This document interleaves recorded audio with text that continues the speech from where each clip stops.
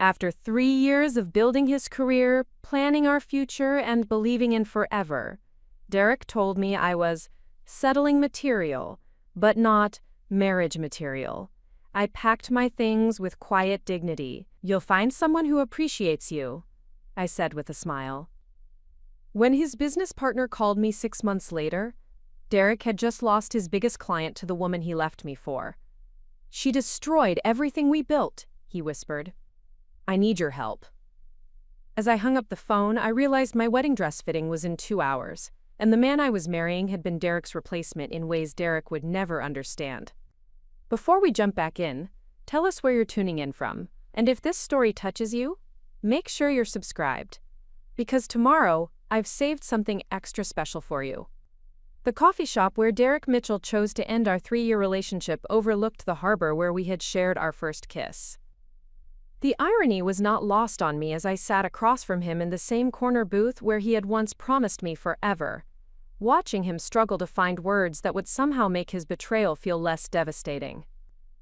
"You have to understand, Sophia," he began, his fingers drumming against the weathered wooden table with the nervous energy of someone who had rehearsed this conversation but still dreaded its execution. "Amanda and we just connect on a different level. She understands the business side of my life in ways that you never could." Amanda Sterling. The name that had been appearing in Derek's conversations with increasing frequency over the past 6 months. The marketing consultant who had swept into his architectural firm with promises of revolutionary branding strategies and social media transformations that would catapult Mitchell and Associates into the digital age. At 28, she possessed an MBA from Northwestern, and the kind of polished confidence that commanded attention in boardrooms and networking events. I had watched Derek's fascination with her develop from professional admiration into something more personal and ultimately more destructive. Amanda spoke his language of profit margins and market expansion, growth strategies, and competitive positioning. She understood his ambitions in ways that my background in nonprofit social work apparently could not match, despite 3 years of supporting his dreams and celebrating his achievements as if they were my own. "I see," I managed to say, though I saw nothing clearly through the fog of betrayal and disbelief that had settled over our conversation. 3 years of shared dreams, of building a life together, of planning a wedding that we had scheduled for the following spring, reduced to incompatibility issues that had apparently been insurmountable obstacles I had been too naive to recognize. Derek leaned forward, his expression earnest in the way that had once made me believe he was the most sincere person I had ever encountered. "You're an incredible person, Sophia. You deserve someone who can give you the simple life you want. The house in the suburbs, the garden, the quiet weekends at home, but I need someone who can be my partner in building something bigger. The simple life." As if my work directing community outreach programs for homeless families was somehow less complex or demanding than his architectural projects. As if coordinating with city officials, managing volunteer teams, and securing funding for affordable housing initiatives required less strategic thinking than designing office buildings and residential developments. The most crushing aspect of his dismissal was not the romantic rejection, but his fundamental misunderstanding of who I was and what I had contributed to his success over the past 3 years. Derek seemed to have forgotten the countless evenings I had listened to his concerns about difficult clients, offering insights that helped him navigate complicated negotiations and personality conflicts that threatened important projects. He had forgotten how I had managed his calendar during his busiest periods, coordinated with contractors when he was overwhelmed, and even proofread his proposals to ensure they communicated his vision with clarity and professionalism. My nonprofit background had provided me with project management skills, conflict resolution experience, and strategic planning capabilities that had supported his business growth in ways he apparently no longer valued or remembered. "Amanda gets it," Derek continued, his voice gaining confidence as he justified his decision with increasing conviction. "She understands that success requires sacrifices. She knows how to network, how to present herself in professional settings, how to be the kind of partner who enhances, rather than limits, career advancement opportunities." The implication stung with surgical precision. Amanda enhanced. I apparently limited. Amanda understood professional requirements. I presumably lived in naive ignorance about the demands of serious career advancement. Amanda was marriage material. I was merely settling material for someone with less ambitious aspirations. I thought about the networking events Derek had attended without me over the past year, claiming they were boring business functions where I would feel out of place. I remembered the professional conferences he had traveled to alone, explaining that spouses would be a distraction from the serious networking and learning opportunities. I recalled the client dinners he had attended solo, suggesting that my presence might interfere with important business discussions. Had these events actually been opportunities for Derek and Amanda to develop their connection while I remained safely ignorant at home, planning a future with someone who was already mentally and emotionally investing in a different relationship? The betrayal felt layered, complex, involving not just romantic infidelity but systematic exclusion from the professional world that Derek had claimed was too sophisticated for my understanding. "I hope you understand that this is not about you not being enough," Derek said, his tone taking on the patronizing quality of someone explaining difficult concepts to a child. "You're enough for someone who wants a different kind of life. But Amanda and we're building something that requires a specific kind of partnership. She brings strategic value that complements my architectural vision." Strategic value. As if love, loyalty, and emotional support were commodities that could be evaluated against market criteria and found wanting when compared to MBA credentials and professional networking capabilities. As if 3 years of unwavering support, encouragement during his most challenging projects, and celebration of his achievements counted for nothing against Amanda's ability to discuss profit margins and expansion strategies. The coffee shop around us continued its normal rhythm of afternoon customers and casual conversations, while my entire future was being systematically dismantled by someone I had trusted with my heart, my dreams, and my belief in our shared destiny. The normalcy of the environment felt surreal, as if something as devastating as the destruction of a 3-year relationship should require a more dramatic setting than a neighborhood coffee shop with jazz music playing softly in the background. Derek's phone buzzed against the table, and I watched his face brighten as he glanced at the screen. Amanda, no doubt, checking in about their evening plans, or some strategic business matter that required their collaborative attention. He had become someone who prioritized text messages over conversations about ending long-term relationships, someone who could discuss the destruction of our shared future while simultaneously managing communications with his replacement. "I should go," I said, standing up with careful dignity that I hoped masked the complete devastation that was threatening to overwhelm my composure.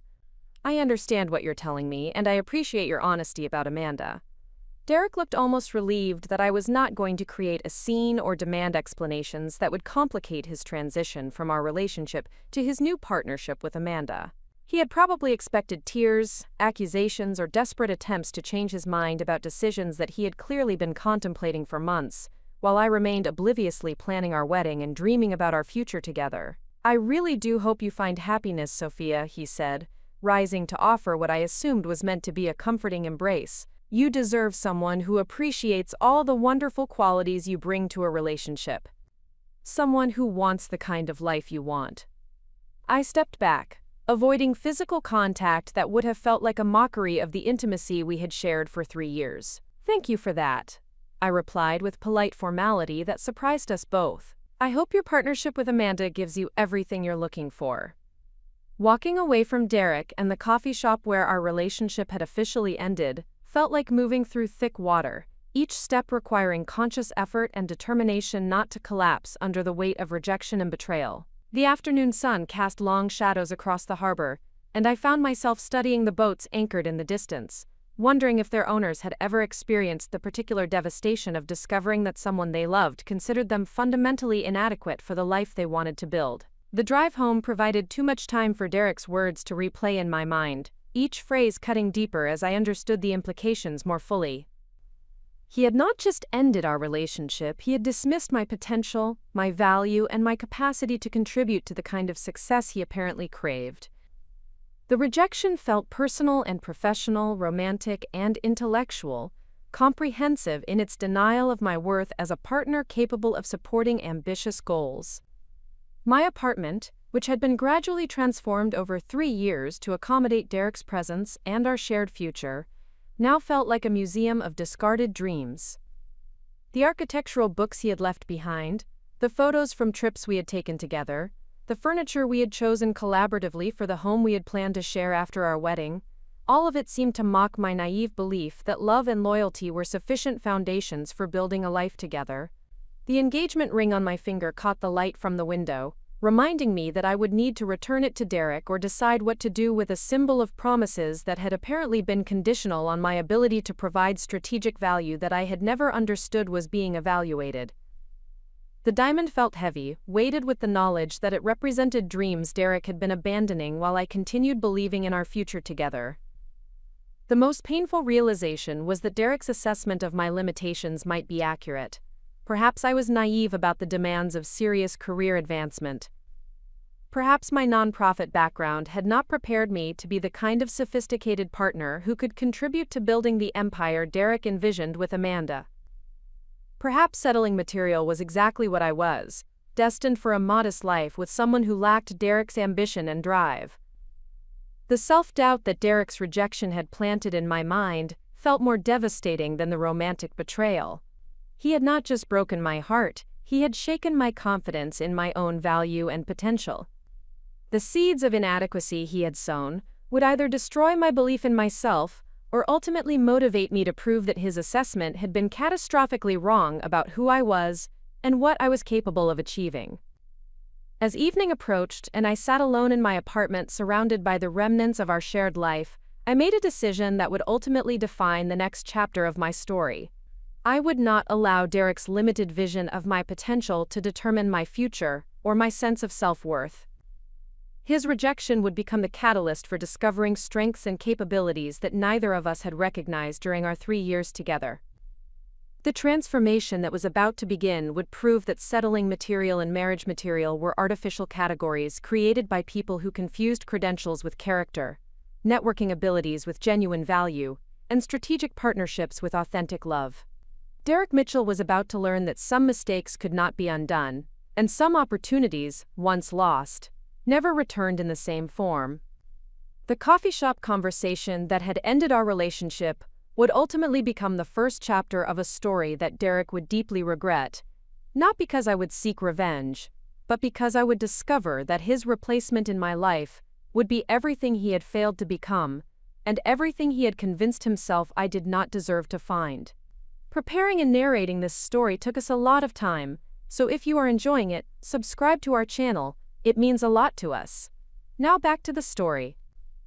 The weeks following Derek's devastating dismissal blurred together in a haze of professional obligations and personal reconstruction that required every ounce of strength Sophia had developed through years of managing crisis situations in her nonprofit work.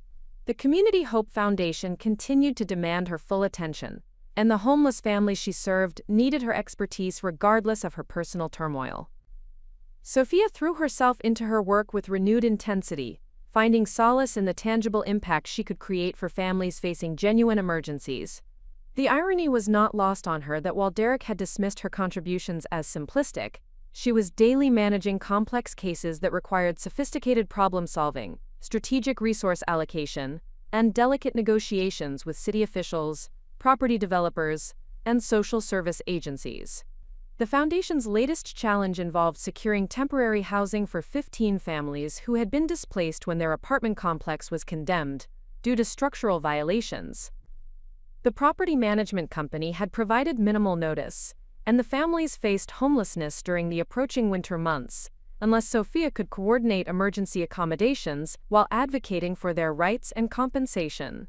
The complexity of the situation required Sophia to navigate municipal housing regulations, coordinate with emergency shelter networks, negotiate with hotels willing to provide temporary accommodations, and simultaneously pursue legal action against the negligent property managers.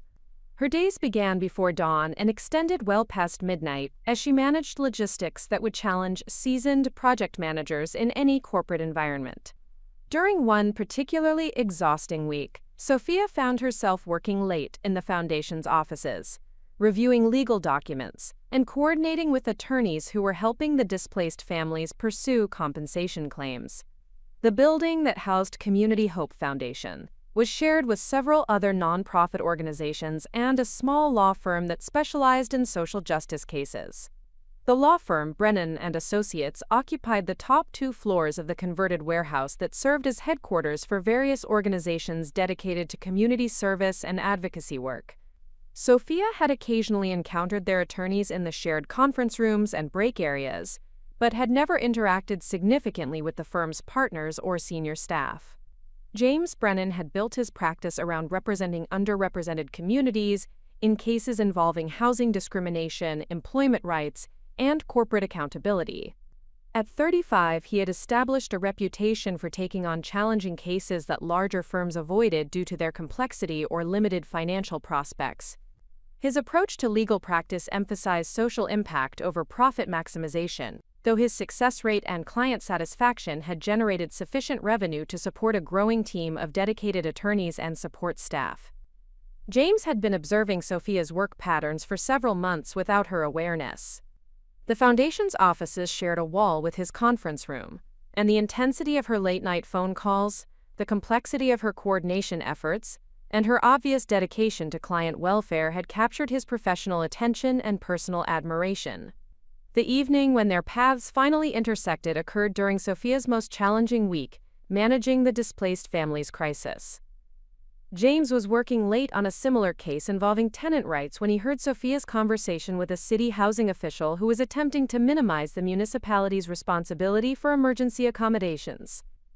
Through the thin walls, James listened as Sophia systematically dismantled the official's arguments with detailed knowledge of housing regulations, precedent cases, and legal requirements that demonstrated sophisticated understanding of municipal law and tenant protection statutes.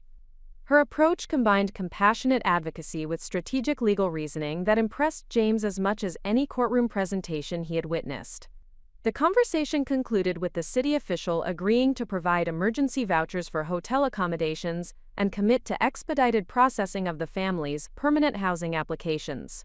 Sophia had achieved in 30 minutes what many attorneys would require weeks of formal legal proceedings to accomplish, using persuasion, detailed preparation, and comprehensive knowledge of regulatory frameworks.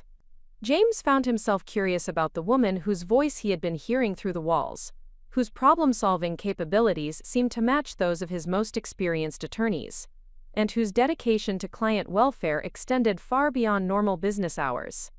The foundation's work intersected with his legal practice in ways that suggested potential collaboration opportunities, but James was primarily intrigued by Sophia's obvious competence and genuine commitment to social justice outcomes. His decision to introduce himself was motivated by professional respect and personal curiosity about someone who demonstrated such exceptional capabilities in challenging circumstances. James understood that nonprofit management required skills that many corporate executives lacked, including resource optimization, stakeholder coordination, and strategic planning under severe constraints that tested creativity and resilience. The introduction occurred when James encountered Sophia in the shared break room during one of her rare moments away from crisis management calls. She was preparing coffee with the methodical efficiency of someone who had learned to maximize every minute of her demanding schedule, her professional attire somehow remaining composed, despite the obvious exhaustion that surrounded her, like a visible aura. "Excuse me," James began, his tone carefully calibrated to convey respect rather than intrusion. "I'm James Brennan from the law firm upstairs. I could not help but overhear your conversation with the city housing office yesterday evening, and I wanted to express my admiration for how effectively you handled that negotiation."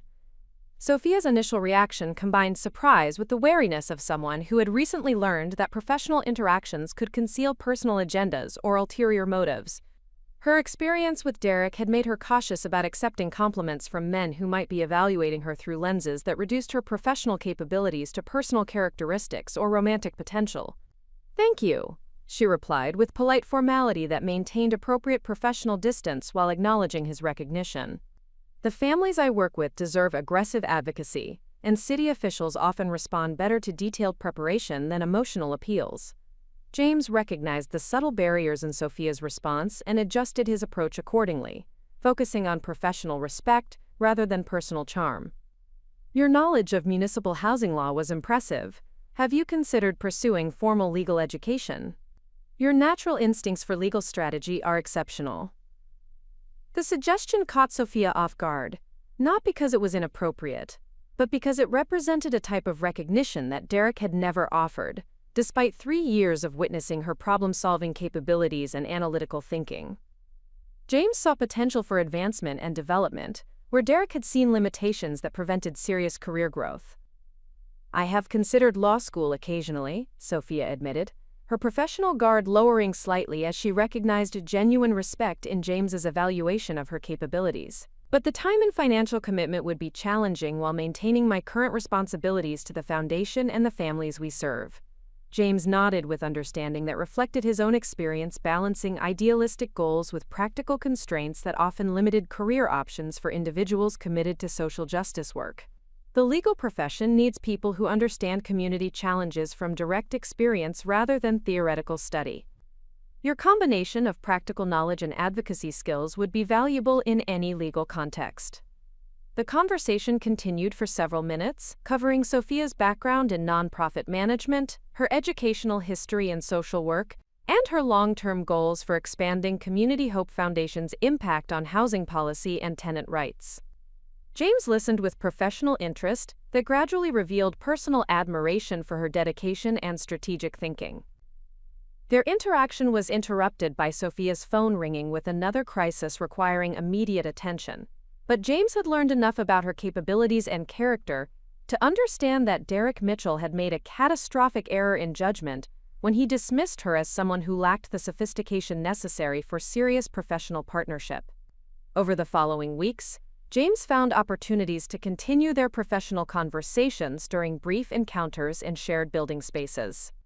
He offered legal consultation for some of the Foundation's more complex cases, providing pro bono assistance that demonstrated his genuine commitment to social justice causes, while creating opportunities to observe Sophia's work methods and problem-solving approaches.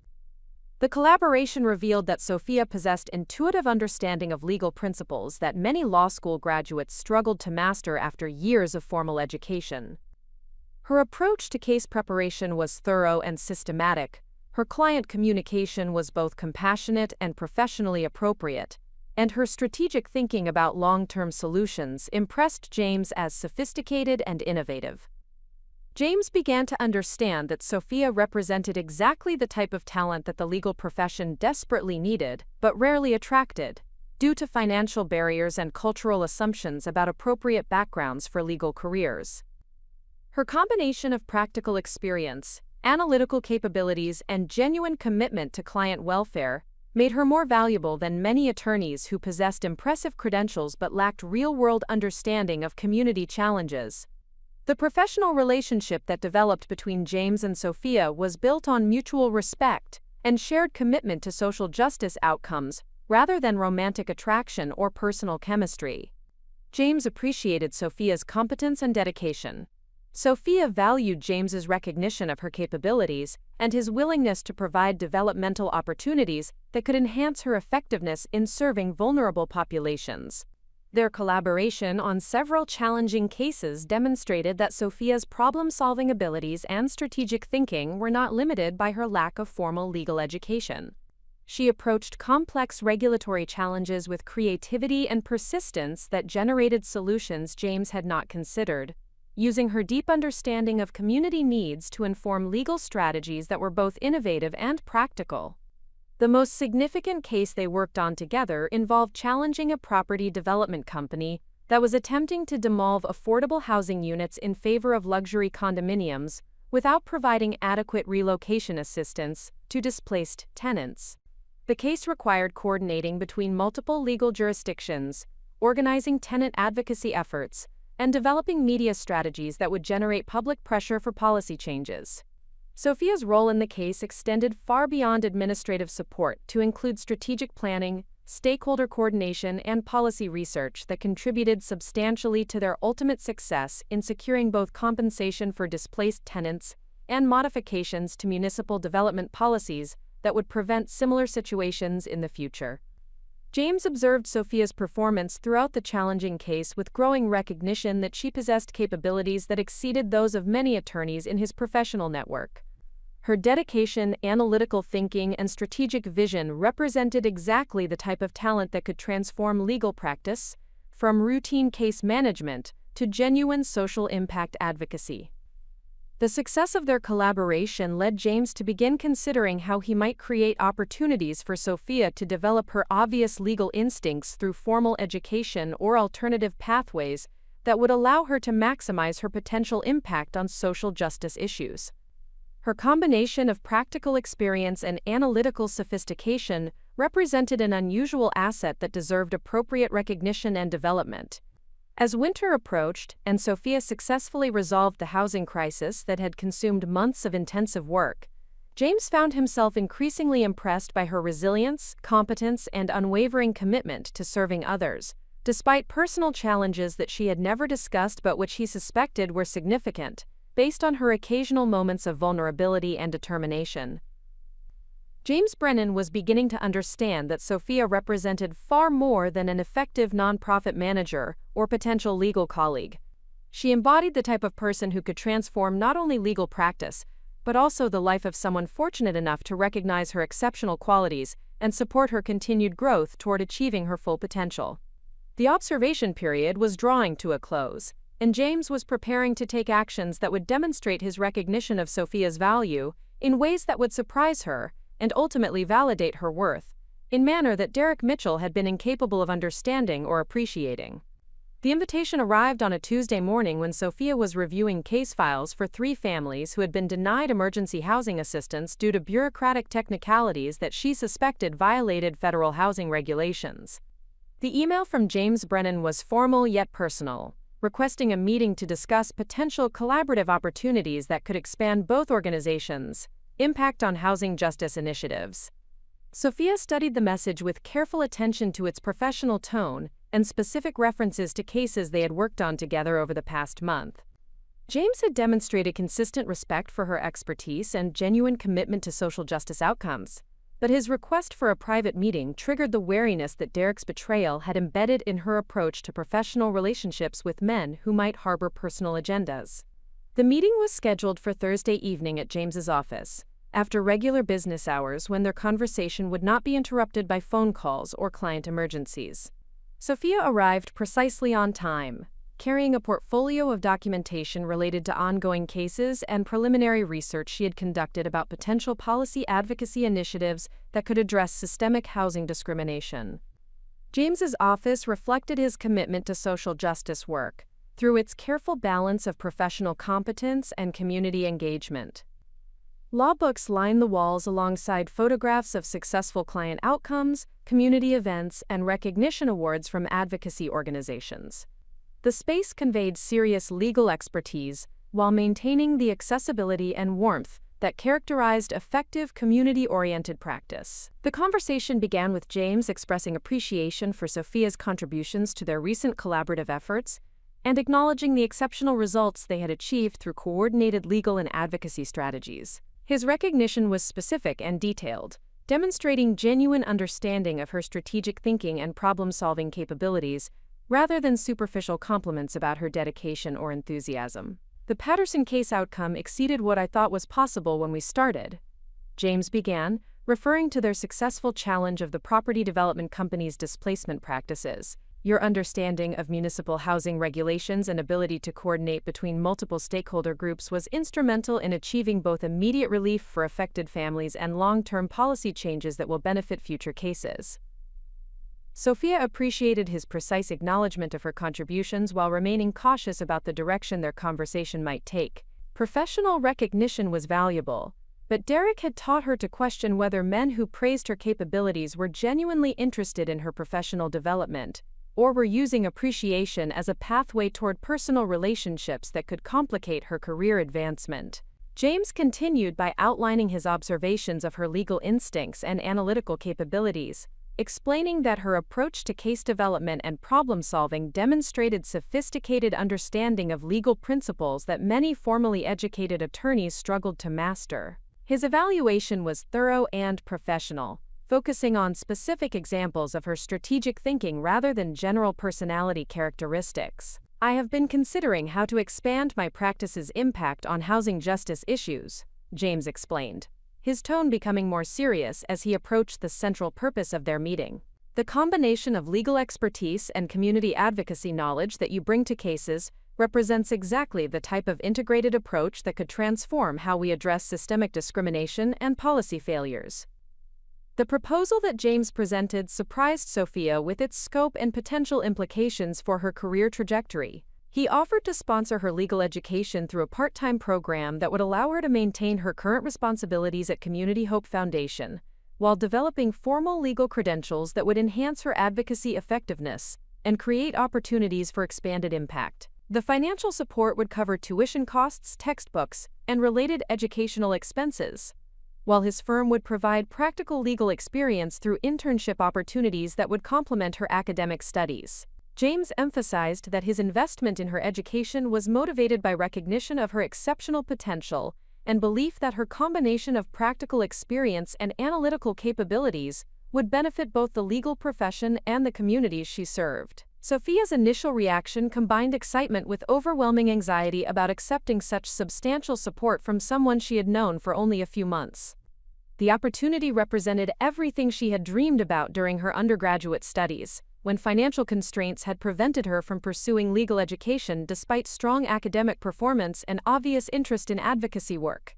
The practical aspects of James's proposal addressed most of the obstacles that had previously made law school impossible for Sophia to consider seriously.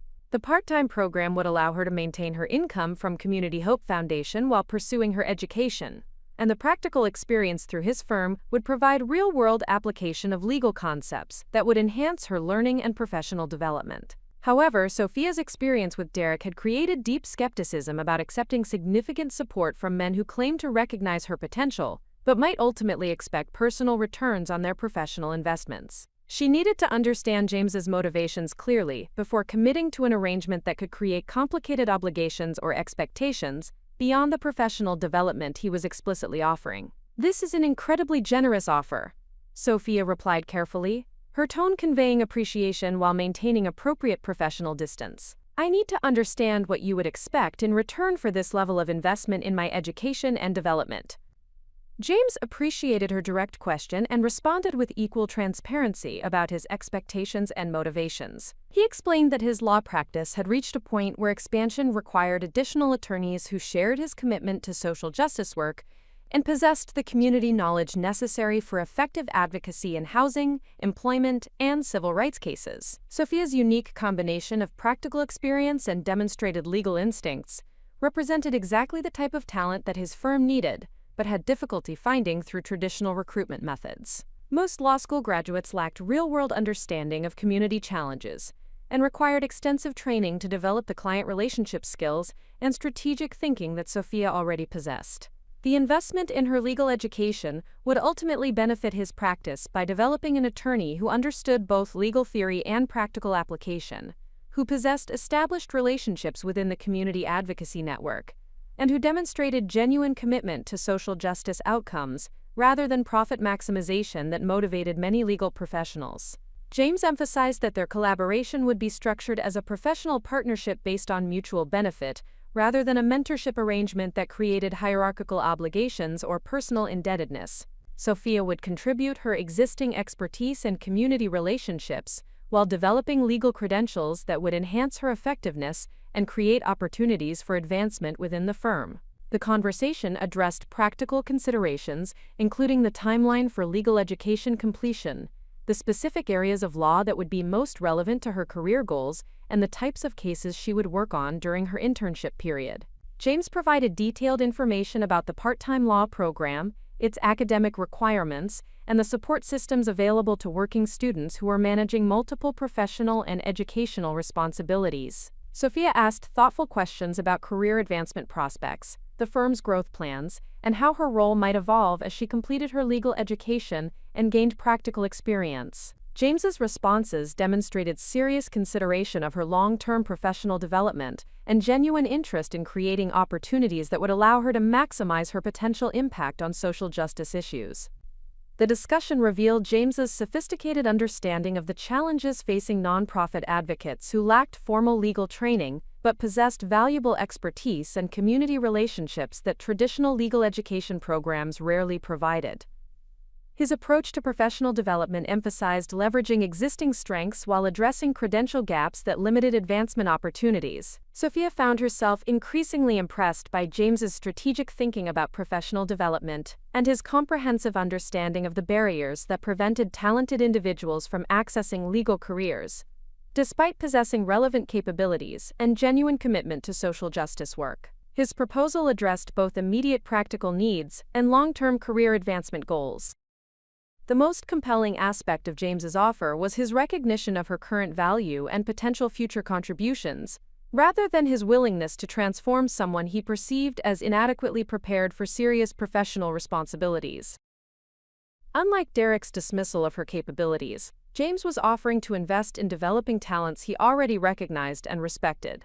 The conversation evolved into strategic planning for Sophia's transition from nonprofit advocacy to legal practice, including identification of specific skill development priorities, potential specialization areas that would leverage her existing expertise, and timeline considerations that would allow her to manage educational and professional responsibilities effectively. James shared his philosophy about talent development and professional mentorship, explaining that his most successful attorney hires had been individuals who possessed practical experience and genuine commitment to client welfare rather than impressive academic credentials without real-world application skills. Sophia's background represented exactly the type of foundation that produced exceptional legal professionals when properly developed. Sophia expressed profound gratitude for James's recognition and the unprecedented opportunity he was offering, while acknowledging that accepting his proposal would require courage and dedication beyond anything she had previously demonstrated. The transition from nonprofit advocacy to legal practice would challenge her in ways that her previous professional experiences had not prepared her to anticipate. James concluded the meeting by establishing a timeline for Sophia's decision and outlining the support systems that would be available throughout her educational and professional development process. He emphasized that success would require significant commitment and resilience, but that her demonstrated work ethic and analytical capabilities provided a strong foundation for advancement in legal practice. The meeting ended with Sophia agreeing to provide her decision within 1 week after consulting with trusted advisors and carefully considering the implications of accepting such a transformational opportunity.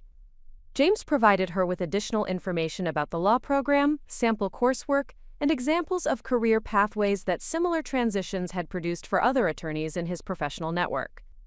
As Sophia left James's office that evening, she carried with her the life-changing realization that someone with genuine expertise and professional credibility had recognized her potential and offered to invest substantially in her development. The opportunity represented validation that her capabilities were valuable and worth developing, rather than limitations that prevented serious career advancement. The contrast between James's recognition and Derek's dismissal could not have been more pronounced. Where Derek had seen someone who lacked the sophistication necessary for serious professional partnership, James saw exceptional talent that deserved appropriate development and recognition. Where Derek had offered limitations and settling expectations, James was providing pathways toward achieving her full potential. The conversation represented more than a career advancement opportunity. It was confirmation that Derek's assessment of her value had been catastrophically wrong, and that her true worth was finally being recognized by someone with the wisdom and resources to support her transformation from nonprofit advocate to legal professional, capable of creating significant social impact. The decision that awaited Sophia would determine whether she accepted the challenge of proving that exceptional potential could be developed into exceptional performance when properly recognized and supported, or whether she would allow Derek's dismissal to limit her willingness to pursue opportunities that required courage and faith in her own capabilities. James Brennan had provided the opportunity that would allow Sophia to demonstrate her true value, and the choice of whether to accept his offer would ultimately determine whether Derek's prediction about her future would be proven spectacularly wrong in ways he would eventually understand too clearly. The decision to accept James's unprecedented offer required 3 sleepless nights of careful consideration, conversations with trusted advisors, and brutal self-assessment about whether she possessed the determination necessary to succeed in one of the most demanding academic and professional environments in the country. Sophia ultimately concluded that Derek's dismissal had been so devastating precisely because it contained a kernel of truth that she had the power to change. The law school application process began immediately, with James providing guidance through the complex requirements while Sophia maintained her full-time responsibilities at Community Hope Foundation.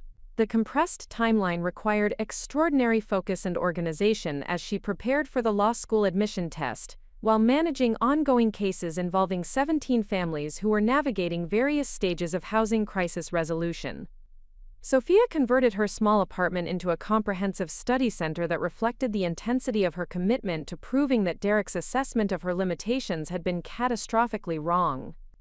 Every available surface was covered with LSAT preparation materials, legal textbooks that James had recommended, and detailed study schedules that maximized her learning efficiency during the limited hours available between her demanding professional obligations. The LSAT preparation revealed intellectual capabilities that Sophia had never fully tested or developed during her undergraduate studies in social work.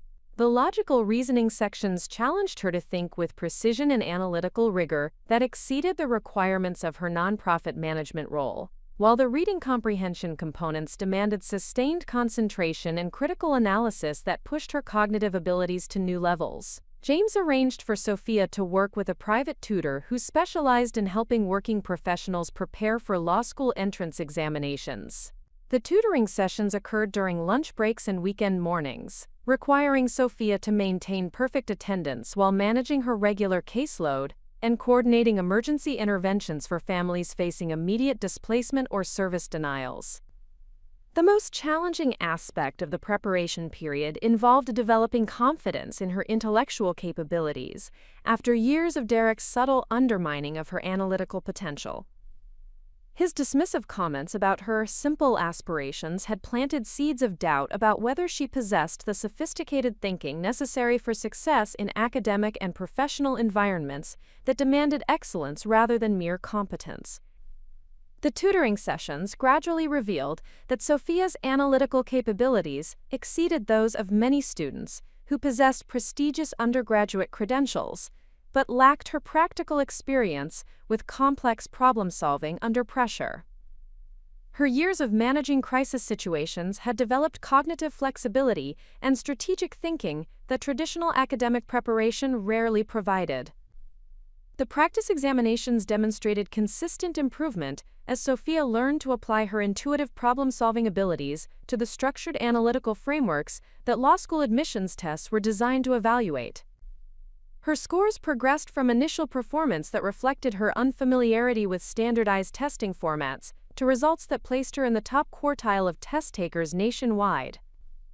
The application essays required Sophia to articulate her motivation for pursuing legal education and her vision for contributing to social justice advocacy through formal legal practice. The writing process forced her to reflect on her professional experiences and recognize patterns of achievement that she had previously minimized or dismissed as routine aspects of her nonprofit work. The personal statement development revealed the full scope of Sophia's accomplishments during her years at Community Hope Foundation.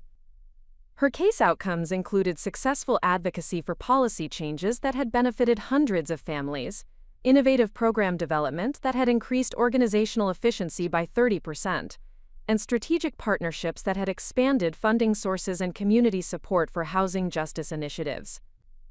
James provided detailed feedback on Sophia's application materials, while emphasizing the unique value of her practical experience and demonstrated commitment to client welfare.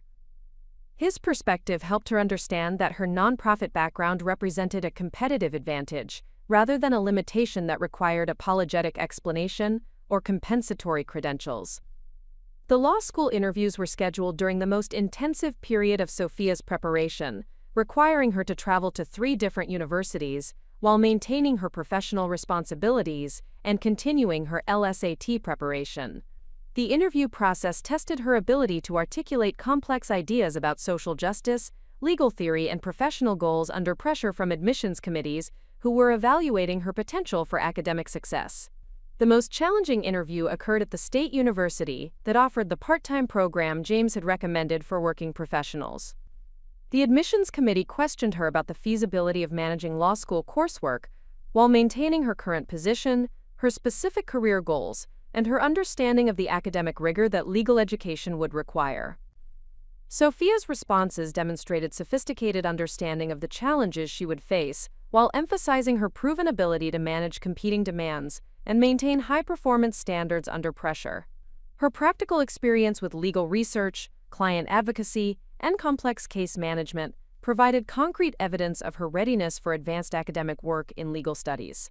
The preparation period also included intensive reading that James had assigned to provide foundation knowledge about legal principles, case law, and advocacy strategies that would inform her formal legal education. The reading list included landmark civil rights cases, housing law precedents, and theoretical frameworks for understanding systemic discrimination and policy reform approaches. The academic preparation revealed that Sophia had been applying sophisticated legal reasoning in her nonprofit work, without recognizing the theoretical foundations that supported her intuitive problem-solving approaches. Her practical experience had provided understanding of legal concepts that many law students struggled to grasp through purely theoretical study. James arranged for Sophia to observe court proceedings and depositions that would familiarize her with formal legal procedures and professional conduct expectations. The observation opportunities provided practical context for understanding how theoretical legal principles translated into courtroom advocacy and client representation in real cases. The most valuable preparation involved working closely with experienced attorneys in James's firm who shared insights about law school success strategies, professional development opportunities, and the cultural adjustments required for transitioning from nonprofit advocacy to formal legal practice. Their mentorship provided practical guidance about managing the academic workload while maintaining professional responsibilities. The physical preparation included developing study habits and time management systems that would allow Sophia to maximize her learning efficiency during the limited hours available for academic work. She practiced maintaining concentration during extended study sessions while managing interruptions from work-related emergencies that required immediate attention. The financial preparation involved detailed budgeting that would allow Sophia to manage law school expenses while maintaining her current income level and meeting personal financial obligations. James's support covered tuition and educational materials, but living expenses and income replacement required careful planning and resource management. The psychological preparation addressed the anxiety and self-doubt that Derek's rejection had embedded in Sophia's self-concept. Working with a professional counselor helped her develop confidence in her intellectual abilities, while processing the emotional trauma of being dismissed by someone she had trusted with her heart and her future aspirations. The counseling sessions revealed that Derek's assessment of her limitations had been based more on his own insecurities about her potential than on objective evaluation of her capabilities. His dismissive comments reflected his fear that her success might eclipse his own achievements rather than genuine concern about compatibility or shared goals. The preparation culminated in Sophia receiving acceptance letters from all 3 law schools where she had applied, with the state university offering partial scholarship support that would reduce the financial burden of her legal education. The acceptance letters represented objective validation of her academic potential and intellectual capabilities that Derek had failed to recognize or appreciate. James's reaction to her acceptance combined professional satisfaction with personal pride in her achievements and determination to succeed despite significant obstacles and emotional challenges. His investment in her development was being validated through her academic success and demonstrated commitment to excellence in pursuing her educational goals. The acceptance letters created an opportunity for Sophia to inform Derek about her law school plans. Though she chose to maintain dignified silence about her achievements, rather than seeking validation or recognition from someone who had demonstrated such poor judgment about her potential. Her success would speak for itself through her future accomplishments, rather than through confrontational communications. The preparation period concluded with Sophia feeling simultaneously excited and terrified about the academic and professional challenges that awaited her. 6 months of intensive preparation had provided her with sophisticated study skills, comprehensive foundation knowledge, and validated confidence in her intellectual capabilities. But the true test would begin when she started applying these capabilities in demanding academic environment. The transformation from someone Derek had dismissed as settling material into a law school student with scholarship support and demonstrated academic potential represented the first phase of proving that his assessment had been spectacularly wrong about her value and her future prospects. The next phase would involve translating potential into performance through consistent excellence in academic and professional development. As Sophia prepared to begin her legal education while maintaining her position at Community Hope Foundation, she carried with her the profound satisfaction of having converted devastation into determination, rejection into motivation for growth, and dismissal into fuel for achieving goals that would ultimately demonstrate the catastrophic nature of Derek's judgment about her worth and potential. The intensive preparation period had equipped her with the knowledge, skills, and confidence necessary for success in law school, but more importantly, it had restored her belief in herself and her capabilities, after months of questioning whether Derek's assessment might have contained uncomfortable truths about her limitations and prospects for serious professional achievement. The first semester of law school coincided with the most complex case that Community Hope Foundation had encountered in its 15-year history, creating a perfect storm of academic pressure and professional responsibility that would test every capability Sophia had developed during her intensive preparation period. The case involved 43 families who had been systematically denied housing assistance through discriminatory practices that violated both federal civil rights laws and state housing regulations. The initial complaint had arrived through Maria Santos, a single mother whose application for emergency housing assistance had been rejected based on documentation requirements that appeared designed to exclude Spanish-speaking applicants. The housing authority had demanded forms that existed only in English, required notarization procedures that were prohibitively expensive for low-income families, and established deadlines that made compliance nearly impossible for working parents who could not take time off during business hours. Sophia recognized immediately that Maria's case represented systemic discrimination rather than isolated administrative oversight. The patterns she identified through careful investigation suggested coordinated efforts to reduce housing assistance participation among immigrant families, elderly applicants who struggled with complex paperwork requirements, and disabled individuals who needed accommodations that the housing authority was legally obligated to provide. The investigation expanded rapidly as Sophia discovered that similar rejections had affected dozens of families over the previous 18 months. The discrimination was sophisticated and carefully disguised through procedural requirements that appeared neutral but disproportionately affected protected populations. The housing authority had created barriers that were technically legal but practically designed to exclude applicants based on characteristics that federal law explicitly protected. James recognized that the case presented an ideal opportunity for Sophia to apply her developing legal knowledge, while leveraging her established expertise in community advocacy and systemic analysis. The complexity of the discrimination patterns required both practical understanding of housing assistance programs and sophisticated legal reasoning about civil rights violations and remedial strategies.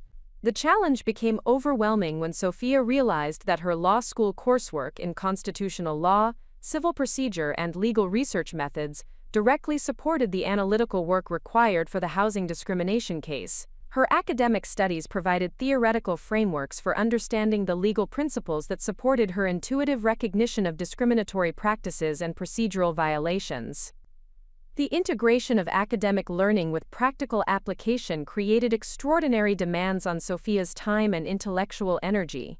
She was simultaneously mastering legal concepts in classroom settings and applying those concepts to real-world advocacy that could determine whether 43 families received adequate housing or faced continued discrimination and potential homelessness.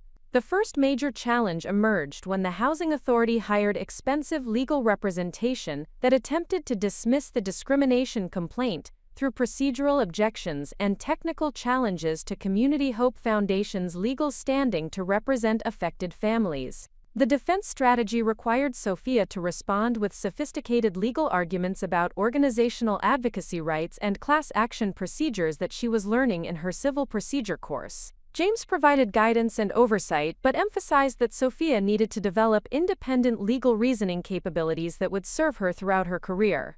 His mentorship balanced appropriate support with expectations that she would demonstrate the analytical sophistication necessary for successful legal practice in complex civil rights litigation. The case preparation required Sophia to coordinate with federal housing officials, civil rights investigators, and community advocacy organizations, while managing discovery procedures that involved reviewing thousands of pages of housing authority documentation. The administrative burden would have overwhelmed most first-year law students, but Sophia's nonprofit management experience had prepared her for complex project coordination under intense pressure. The legal research component challenged Sophia to master sophisticated database searches, case law analysis, and statutory interpretation that extended far beyond the introductory research methods covered in her law school coursework. She spent countless late-night hours in the law library developing expertise with legal databases and research techniques that would support comprehensive analysis of housing discrimination precedents.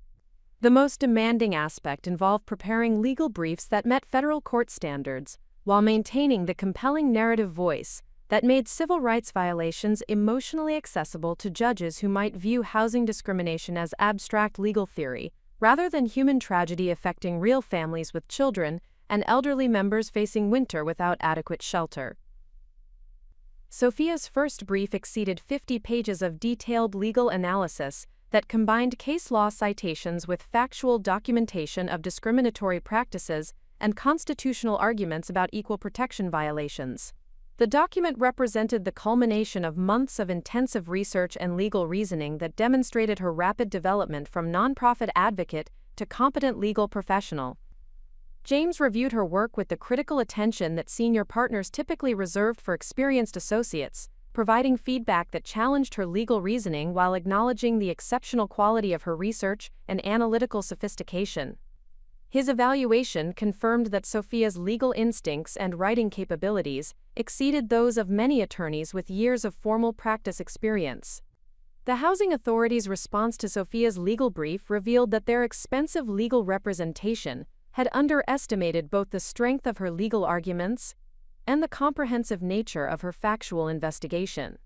Their motion to dismiss was poorly crafted and failed to address the constitutional issues that Sophia had raised through careful legal research and strategic case development. The federal judge's preliminary ruling validated Sophia's legal analysis by denying the housing authority's motion to dismiss and ordering extensive discovery procedures that would expose the full scope of discriminatory practices affecting protected populations. The ruling represented a significant legal victory that established Community Hope Foundation's standing to pursue the case and created momentum for achieving substantial remedial outcomes.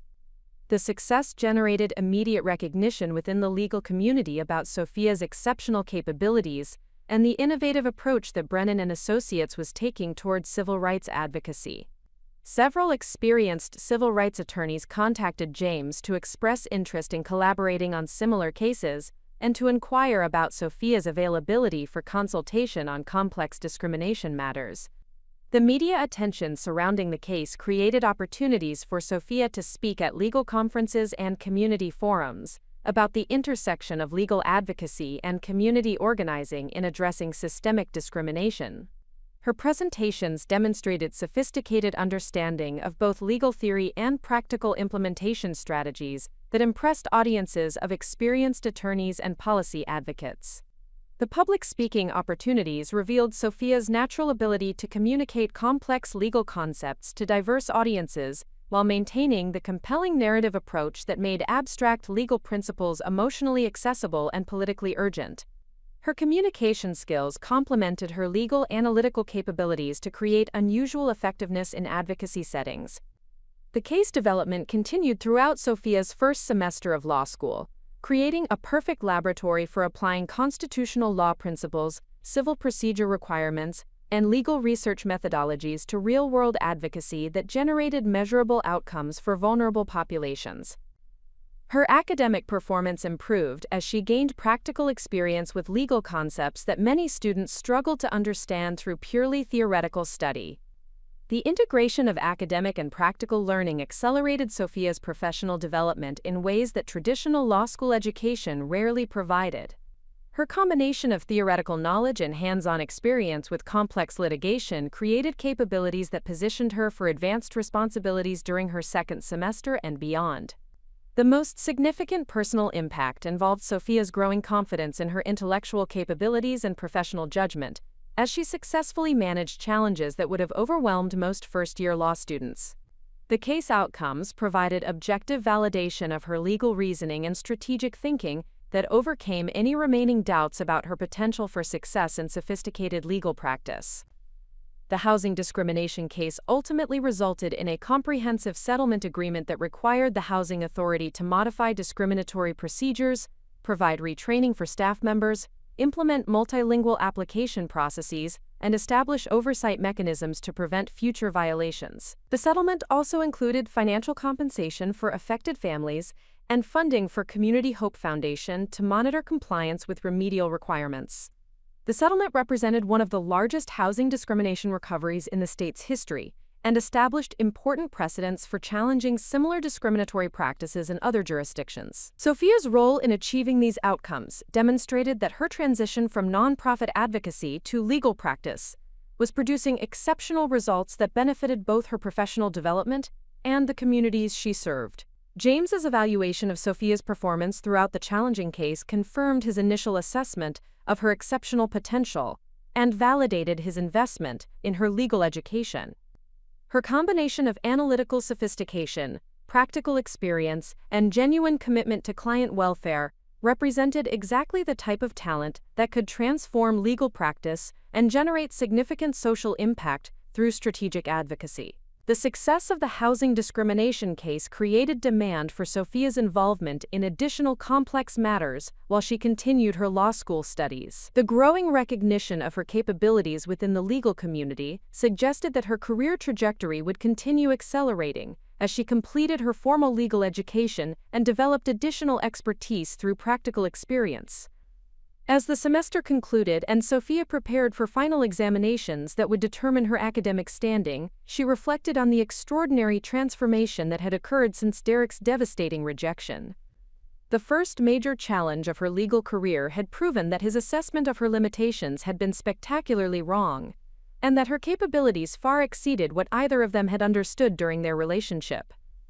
The confidence and professional recognition that Sophia had developed through successfully managing complex legal advocacy while excelling in academic studies represented validation that Derek's dismissal had revealed his limited vision rather than her inadequate potential. The first major challenge had become the foundation for continued growth toward achieving goals that Derek had considered impossible for someone with her background and aspirations. The success of the housing discrimination case established Sophia as a formidable legal advocate within the civil rights community. But building comprehensive credibility required demonstrating consistent excellence across multiple practice areas while completing her rigorous law school curriculum. The second semester brought opportunities to expand her expertise beyond housing law into employment discrimination, education rights, and constitutional challenges that would test her analytical capabilities in unfamiliar legal territories. The transition from singular focus on housing advocacy to comprehensive civil rights practice required Sophia to develop expertise in federal employment regulations, education law statutes, and complex constitutional doctrines that governed government accountability and individual rights protection. The intellectual demands exceeded anything she had encountered during her nonprofit management career, requiring sustained concentration and analytical rigor that pushed her cognitive abilities to previously unexplored levels.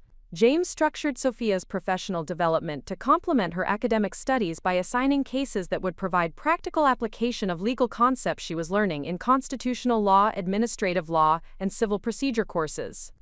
The integration of theoretical knowledge with hands-on litigation experience accelerated her learning while generating measurable outcomes for clients who faced systemic discrimination in employment, education, and government services. The first employment discrimination case involved Patricia Morales, a bilingual teacher who had been denied promotion to department head position, despite superior qualifications and performance evaluations. The school district had consistently promoted less qualified candidates who fit traditional demographic expectations for leadership roles, creating patterns of discrimination that violated federal employment protection statutes and constitutional equal protection principles. Sophia's investigation revealed that the school district had systematically excluded qualified minority candidates from administrative positions through subjective evaluation criteria that masked discriminatory decision-making processes. The promotion procedures included undefined leadership qualities assessments, cultural fit evaluations, and communication style requirements that were applied inconsistently to favor candidates who matched existing administrative demographics. The legal research required for Patricia's case demanded comprehensive analysis of federal employment discrimination statutes, constitutional equal protection doctrine, and education law principles that governed hiring and promotion practices in public school systems. Sophia mastered complex intersections between different legal frameworks while developing practical strategies for documenting discriminatory patterns and establishing causation between protected characteristics and adverse employment actions. The case preparation involved extensive document review that revealed email communications between school administrators that contained coded language about candidate suitability based on characteristics that clearly correlated with protected status categories. The discovery process required sophisticated legal maneuvering to overcome the school district's attempts to claim attorney-client privilege for communications that actually documented discriminatory decision-making processes. Sophia's legal brief in Patricia's case demonstrated exceptional analytical sophistication as she wove together employment discrimination precedents, constitutional equal protection principles, and education law requirements to establish comprehensive legal framework for challenging systematic exclusion of qualified minority candidates from leadership positions. The brief exceeded 80 pages of detailed legal analysis that impressed federal judges and opposing counsel with its thoroughness and strategic insight. The depositions that Sophia conducted with school district officials revealed her developing expertise in litigation tactics that would extract admissions about discriminatory practices, while maintaining professional demeanor under hostile questioning from opposing attorneys. Her preparation for these depositions included extensive mock sessions with experienced litigators who helped her develop techniques for maintaining control during adversarial proceedings. The most challenging aspect of establishing credibility involved managing multiple complex cases simultaneously, while maintaining academic excellence that would position her for law review membership and judicial clerkship opportunities that could enhance her long-term career prospects. The workload required extraordinary time management and intellectual stamina that tested her capacity for sustained high-level performance under intense pressure. James observed Sophia's development with growing recognition that her capabilities exceeded those of most experienced civil rights attorneys he'd encountered during his 20-year career. Her combination of practical advocacy experience, sophisticated legal reasoning, and genuine commitment to client welfare created unusual effectiveness that generated exceptional outcomes while building professional relationships throughout the legal community. The education rights case that established Sophia's reputation beyond housing and employment law involved challenging a public school system that had systematically denied appropriate services to students with learning disabilities. The case required mastery of federal disability rights statutes, special education regulations, and constitutional due process principles that governed educational accommodations and procedural safeguards for vulnerable student populations. The complexity of education law required Sophia to coordinate with educational psychologists, special education experts, and disability rights advocates while developing legal arguments that would compel school districts to provide adequate services for students whose needs had been minimized or ignored through administrative convenience and budget considerations. Sophia's approach to the education case demonstrated her growing sophistication in managing multidisciplinary litigation that required integration of legal advocacy with educational expertise and child development principles. Her ability to translate complex educational and psychological concepts into compelling legal arguments impressed judges and opposing counsel, while generating meaningful outcomes for students who had been denied appropriate educational opportunities. The success pattern that emerged across Sophia's diverse caseload created demand for her involvement in increasingly complex matters that would challenge senior attorneys with decades of practice experience. The recognition within the legal community reflected objective assessment of her analytical capabilities and strategic thinking, rather than charitable support for someone with unusual background circumstances. The professional relationships that Sophia developed with federal judges, opposing attorneys, and civil rights organizations demonstrated her ability to command respect through competence and professionalism, rather than relying on personal charm or demographic characteristics that might create temporary advantages in specific situations. Her credibility was built on demonstrated performance that generated measurable outcomes for clients facing genuine legal challenges. The academic performance that Sophia maintained while managing demanding caseload positioned her among the top students in her law school class. qualifying her for law review membership and potential judicial clerkship opportunities that would provide advanced training with federal judges who handled complex constitutional litigation. The academic recognition validated her intellectual capabilities while creating pathways for continued professional development. The law review membership selection process required Sophia to demonstrate exceptional legal writing capabilities through comprehensive analysis of recent Supreme Court decisions and their implications for civil rights advocacy. Her law review note addressed intersections between housing discrimination and educational equity that had not been explored thoroughly in existing legal scholarship, contributing original analysis to academic discussions about systemic discrimination remedies. The judicial clerkship interviews that Sophia participated in during her second year of law school tested her knowledge of constitutional law, civil procedure, and legal research methodologies through extensive questioning by federal judges who were evaluating candidates for prestigious positions that would provide intensive training in judicial decision-making processes and legal analysis at the highest levels. Judge Catherine Wu of the Federal District Court offered Sophia a clerkship position for the year following her law school graduation, recognizing her exceptional analytical capabilities and demonstrated commitment to civil rights advocacy. The clerkship selection represented validation of Sophia's legal reasoning and research skills by a federal judge, with reputation for choosing only the most qualified candidates from elite law schools nationwide. The clerkship offer created opportunities for Sophia to gain sophisticated understanding of judicial perspectives on civil rights litigation while developing advanced legal research and writing capabilities through direct collaboration with federal judges handling complex constitutional cases. The experience would position her for senior roles in civil rights advocacy and potential advancement to judicial positions during her later career. The professional recognition that accompanied Sophia's academic and practical achievements generated speaking opportunities at legal conferences, where she presented original research about innovative advocacy strategies and systemic discrimination remedies.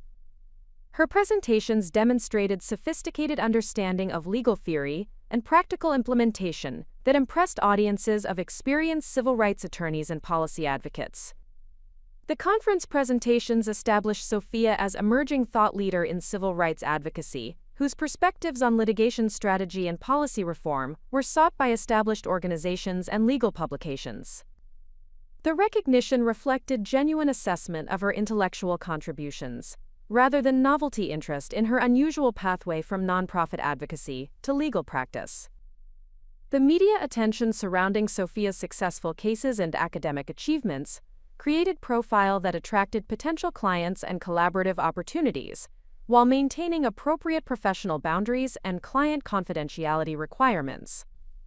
The public recognition enhanced her ability to advocate for policy changes and systemic reforms that would benefit vulnerable populations beyond her individual clients.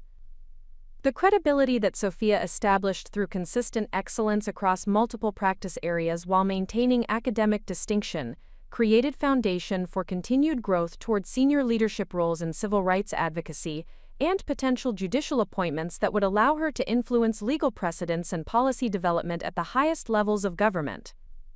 As her second year of law school concluded with academic honors and professional recognition that exceeded what most students achieved during entire legal careers, Sophia reflected on the extraordinary transformation that had occurred since Derek's dismissive rejection. The credibility she had built through dedicated excellence and authentic commitment to client welfare represented validation that his assessment of her limitations had been fundamentally flawed.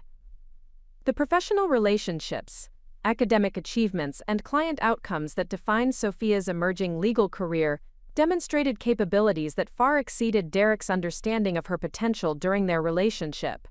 The credibility she had established within the legal community proved that his predictions about her future prospects had been spectacularly wrong in ways that would become increasingly apparent as her career continued advancing toward positions of significant influence and recognition. The recognition that Sophia had gained within the legal community attracted attention from established practitioners who viewed her rapid advancement with skepticism that ranged from professional concern to personal resentment. The civil rights bar in the city had operated for decades as an insular network, where advancement typically required years of gradual relationship building and deference to senior attorneys who controlled access to significant cases and career opportunities. Sophia's trajectory from nonprofit advocate to respected civil rights attorney within 18 months challenged traditional pathways and threatened attorneys who had invested years in climbing conventional hierarchical ladders without achieving comparable recognition or case outcomes. The resistance manifested through subtle, undermining tactics that were difficult to address directly but effective in creating obstacles to her continued professional development. The first indication of organized opposition emerged when Sophia submitted proposals for speaking engagements at the annual Civil Rights Advocacy Conference, where she had been invited to present her innovative litigation strategies and policy reform recommendations. 3 senior attorneys who served on the conference planning committee raised questions about her qualifications for addressing experienced practitioners, suggesting that her rapid advancement might not reflect sufficient seasoning for leadership roles within the professional community. Margaret Fitzgerald, a civil rights attorney with 25 years of practice experience, led the opposition through carefully worded concerns about professional standards and appropriate advancement timelines that masked personal resentment about Sophia's achievements and recognition. Margaret had spent 2 decades building a respectable but unremarkable practice that generated modest outcomes without attracting significant attention or establishing her as a thought leader within the civil rights community. The contrast between Margaret's methodical career progression and Sophia's exceptional achievements highlighted the difference between tenure-based advancement and performance-based recognition in ways that challenged established assumptions about professional development and merit evaluation. Margaret's opposition reflected broader anxiety within the legal community about changing criteria for professional recognition and leadership opportunities. The conference committee ultimately rejected Sophia's speaking proposals through procedural objections that avoided direct assessment of her qualifications, while preventing her from sharing innovative advocacy strategies with the broader civil rights community. The rejection represented an early attempt to limit her influence and maintain traditional advancement pathways that favored incremental progress over exceptional achievement. James recognized the political dimensions of the opposition and provided strategic guidance about navigating professional relationships while maintaining focus on client outcomes and legal excellence. His experience with similar dynamics had taught him that resistance from established practitioners typically reflected their insecurities, rather than legitimate concerns about competence or professional standards. The most damaging aspect of the resistance involved subtle attempts to undermine Sophia's relationships with potential clients and referral sources through whispered questions about her experience level and qualifications for handling complex litigation. The opposition spread doubts about her capabilities through informal networks, while avoiding direct confrontation that would expose their motivations to professional scrutiny. The referral pattern that had been developing from other attorneys began to decline, as Margaret Fitzgerald and her allies discouraged colleagues from directing complex cases to someone they characterized as insufficiently experienced for senior-level responsibilities. The campaign was sophisticated enough to avoid obvious professional misconduct, while effectively limiting Sophia's access to challenging cases that would continue demonstrating her exceptional capabilities.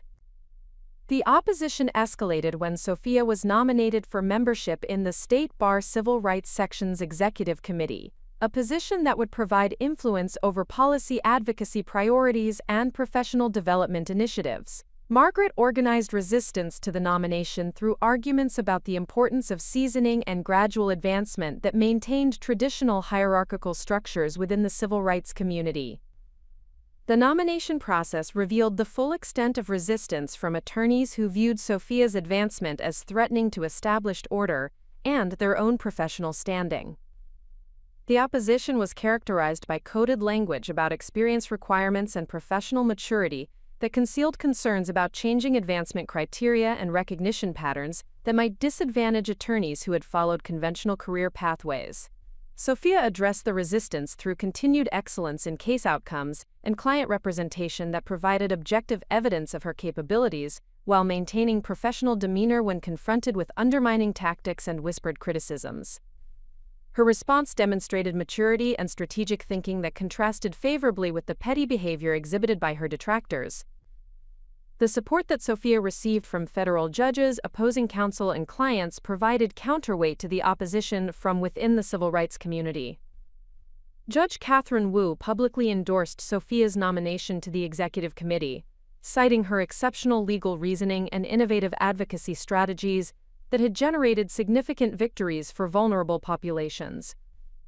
The client testimonials that accompanied Sophia's nomination demonstrated the human impact of her legal representation and the genuine appreciation of families who had benefited from her advocacy efforts. Patricia Morales, the teacher whose employment discrimination case Sophia had successfully resolved, provided particularly compelling testimony about the life-changing impact of competent legal representation that had restored her career prospects and professional dignity. The media coverage of Sophia's nomination controversy attracted attention to the dynamics within the civil rights community and generated discussion about professional advancement criteria and the importance of recognizing exceptional performance regardless of traditional timeline expectations.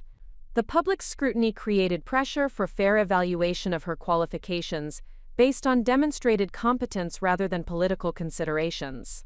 The opposition's tactics became increasingly desperate as objective evidence continued supporting Sophia's exceptional capabilities and professional contributions. Margaret Fitzgerald attempted to raise questions about potential ethical violations related to Sophia's rapid advancement, though the complaints were dismissed by Bar Association investigators who found no evidence of improper conduct or professional misconduct.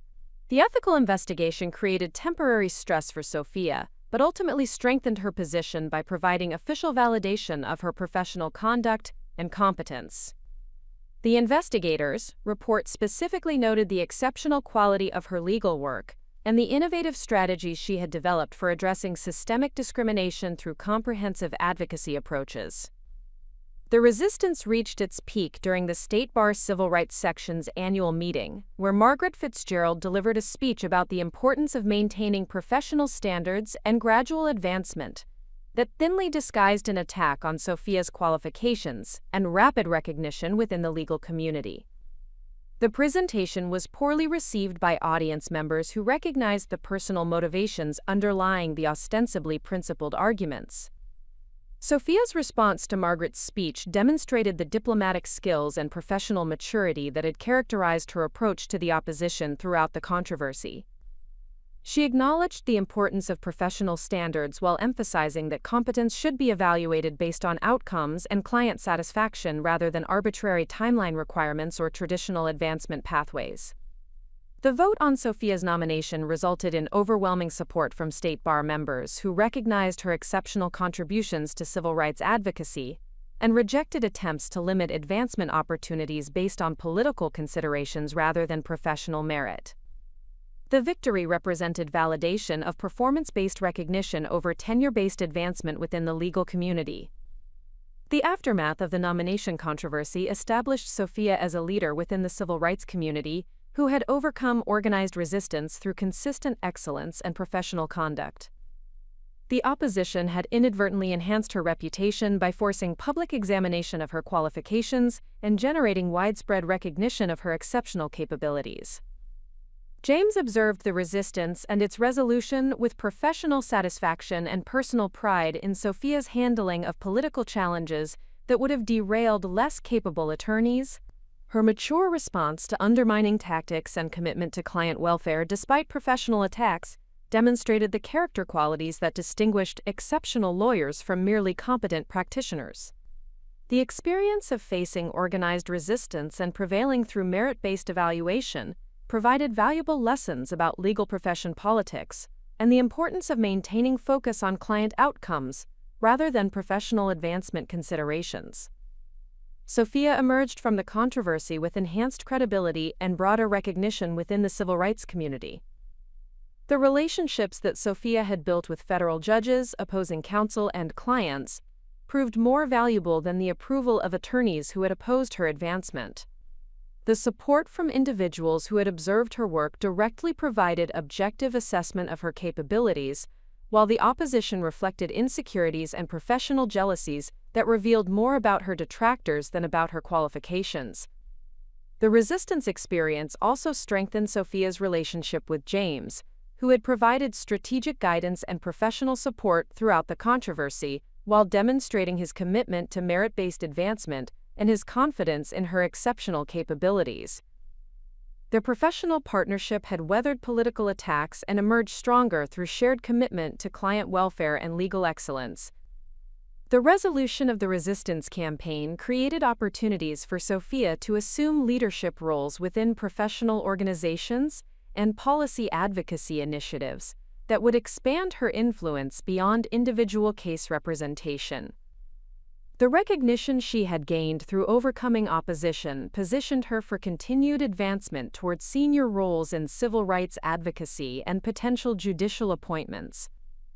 As the controversy subsided and Sophia assumed her new responsibilities on the State Bar Executive Committee, she reflected on how the resistance had actually accelerated her professional development by forcing her to demonstrate capabilities under pressure while building broader support within the legal community.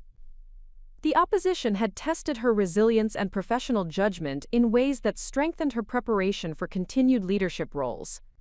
The experience of prevailing against organized resistance provided Sophia with confidence and strategic insights that would serve her throughout her career, while demonstrating that exceptional performance could overcome political obstacles, when supported by objective evidence and professional relationships built on mutual respect and shared commitment to legal excellence. The resolution of the professional resistance campaign provided Sophia with valuable insights into legal community politics while demonstrating that sustained excellence could overcome organized opposition when supported by objective performance metrics and strategic relationship management. Her election to the State Bar's Civil Rights Section Executive Committee represented validation through peer recognition, but also created new responsibilities that required sophisticated understanding of policy advocacy, professional development initiatives, and organizational leadership within complex institutional frameworks. The Executive Committee role positioned Sophia to influence civil rights advocacy priorities across the state, while expanding her network of professional relationships beyond the local legal community. The responsibilities included reviewing legislative proposals, developing continuing education programs for civil rights practitioners, and coordinating advocacy efforts with national organizations that addressed systemic discrimination through policy reform and strategic litigation initiatives. The most challenging aspect of the new position involved managing relationships with attorneys who had opposed her advancement, while maintaining productive working relationships that served the broader civil rights mission. Margaret Fitzgerald remained on the executive committee, creating ongoing tension that required diplomatic navigation and professional maturity that demonstrated Sophia's leadership capabilities under complex political circumstances. Sophia approached the relationship management challenge through strategic focus on shared objectives and client welfare, rather than personal grievances or professional competition. Her committee contributions emphasized collaborative problem-solving and evidence-based decision-making that gradually earned respect from colleagues who had initially questioned her qualifications for leadership roles within the professional community. The legislative advocacy component of her committee responsibilities required comprehensive analysis of proposed state and federal legislation that would affect civil rights enforcement, discrimination remedies, and access to legal representation for vulnerable populations. The policy work demanded sophisticated understanding of political processes, stakeholder dynamics, and strategic communication that complemented her litigation expertise with broader advocacy capabilities. The education initiative that Sophia championed through the executive committee addressed professional development needs that had been identified through her own experience, transitioning from nonprofit advocacy to legal practice. The program would provide continuing education opportunities for attorneys working with community organizations, nonprofit practitioners considering legal careers, and law students interested in public interest advocacy. The program development required coordination with law schools, bar associations, and civil rights organizations, while securing funding sources and faculty support for comprehensive curriculum that would bridge practical advocacy experience with formal legal education. The initiative demonstrated Sophia's strategic thinking about systemic change and professional development that extended beyond individual career advancement to address broader access and opportunity issues. James observed Sophia's committee leadership with professional admiration and personal pride in her continued growth towards senior roles in civil rights advocacy. Her ability to transform opposition into collaborative relationships while advancing policy initiatives that would benefit vulnerable populations demonstrated the leadership qualities that distinguished exceptional attorneys from merely competent practitioners. The most significant legislative victory that occurred during Sophia's committee tenure involved comprehensive housing discrimination reform that established stronger enforcement mechanisms, expanded protected categories, and created funding streams for legal representation in discrimination cases.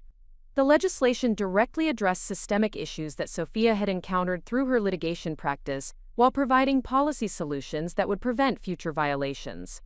The legislative advocacy process required testifying before state legislative committees, coordinating with advocacy organizations, and developing strategic communication that would persuade legislators to support comprehensive reform despite opposition from real estate industry groups and conservative organizations that opposed expanded civil rights protections. The experience provided valuable training in policy advocacy and political strategy that complemented her litigation skills. The media attention surrounding the legislative campaign established Sophia as a recognized spokesperson for civil rights issues while demonstrating her ability to communicate complex legal concepts to general audiences through compelling narratives about discrimination impact and policy solutions. The public communication skills enhanced her effectiveness in both litigation and policy advocacy contexts. The relationships that Sophia developed with legislative staff, advocacy organizations, and media representatives expanded her influence beyond the legal community into broader policy networks that shaped civil rights enforcement and discrimination prevention initiatives. The expanded network created opportunities for continued advancement towards senior leadership roles in government, advocacy organizations, or judicial positions. The federal judicial clerkship that Sophia would begin following her law school graduation represented the culmination of academic and professional achievements that positioned her for continued advancement toward leadership roles in civil rights advocacy or potential judicial appointments. Judge Catherine Wu had specifically requested Sophia based on her exceptional legal reasoning and demonstrated commitment to constitutional principles and equal protection advocacy.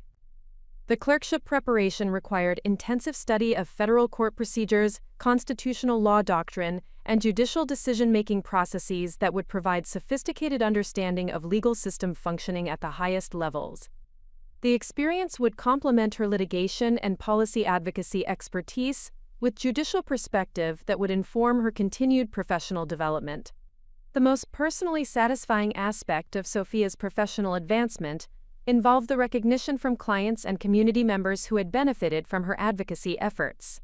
The testimonials and thank you letters that she received provided emotional validation that her career transition had generated meaningful outcomes for vulnerable populations, while achieving personal goals that Derek had dismissed as unrealistic aspirations. The contrast between Derek's dismissive assessment of her potential and the reality of her professional achievements became increasingly apparent as Sophia assumed leadership roles and gained recognition that exceeded what many attorneys achieved during entire careers. The validation was particularly meaningful because it reflected genuine assessment of her capabilities rather than charitable support for someone with unusual background circumstances. The professional recognition that accompanied Sophia's committee leadership and legislative advocacy created speaking opportunities at national civil rights conferences, where she presented innovative litigation strategies and policy reform recommendations to audiences of experienced practitioners and policy advocates.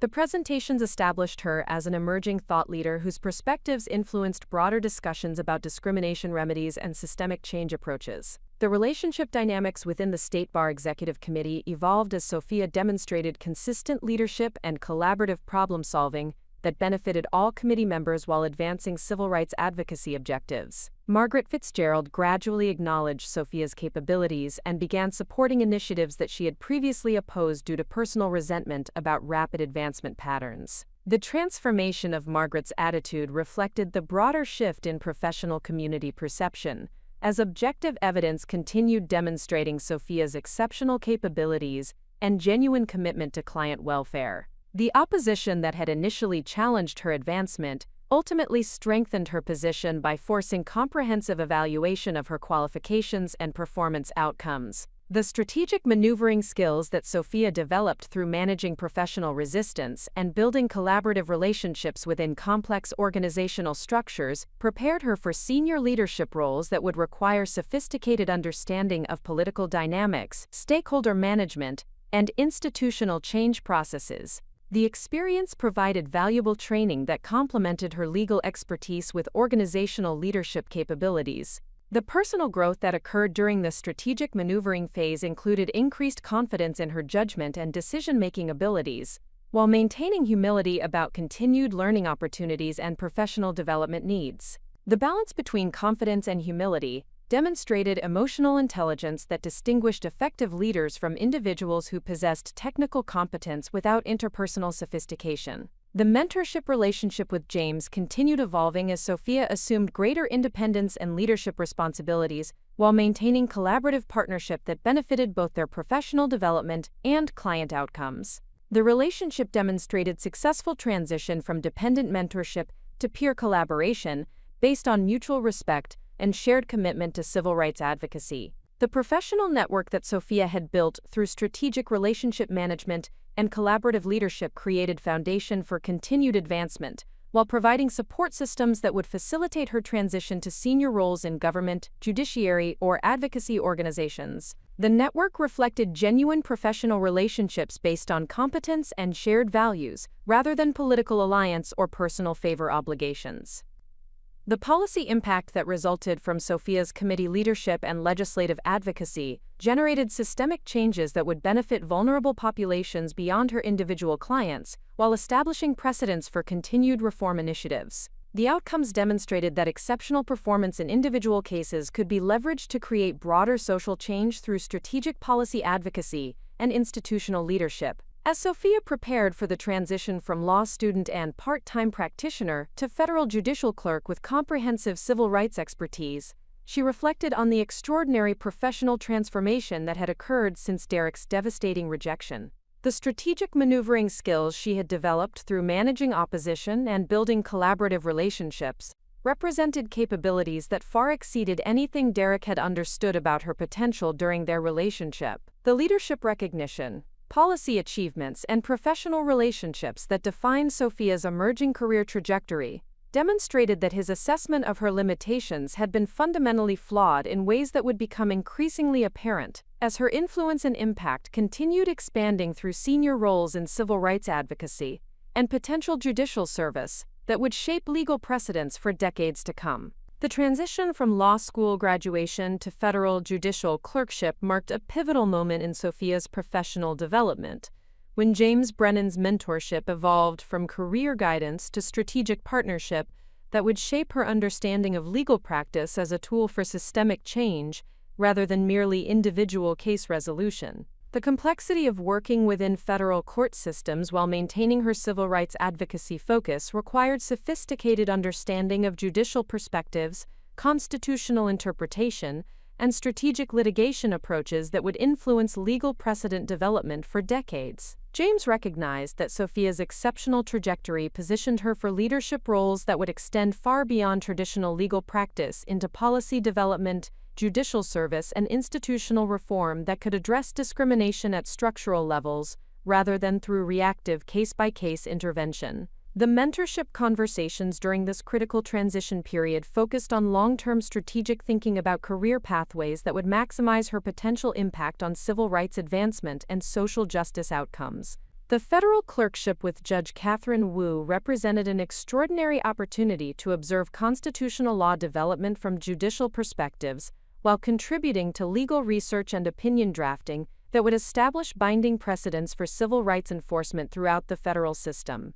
James understood that the experience would provide Sophia with insights about judicial decision-making processes that would inform her litigation strategies and policy advocacy approaches throughout her career. The preparation for judicial clerkship responsibilities required intensive study of Supreme Court jurisprudence, constitutional law doctrine, and federal court procedures that governed complex civil rights litigation at the appellate level. James structured the preparation program to complement Sophia's practical litigation experience with theoretical understanding of constitutional principles and judicial reasoning that would enhance her effectiveness as a law clerk and future senior practitioner.